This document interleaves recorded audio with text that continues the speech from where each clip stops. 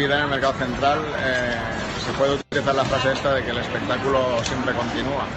Todos los días los vendedores empiezan bien pronto en la mañana, sobre todo los que tienen que ir a las lonjas a por pescado, los que tienen que ir a las tiras de contar y a los centros de mayoristas para coger la fruta, la verdura, la carne.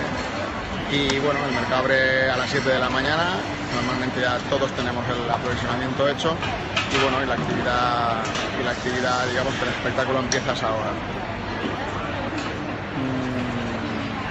Por lo demás, aquí se estima que hay una media que estará cercana a los 100.000, a las 100.000 o las 80.000 personas de visitantes cada semana. Eso, si lo vas multiplicando al cabo del año, son muchas personas. Tenemos muchos perfiles de cliente. Hay clientes que son del barrio, de la zona de Bellutet, de Ciutat Bella. Prácticamente el 80% son habitantes de otros distritos de la ciudad y últimamente también nos visitan turistas.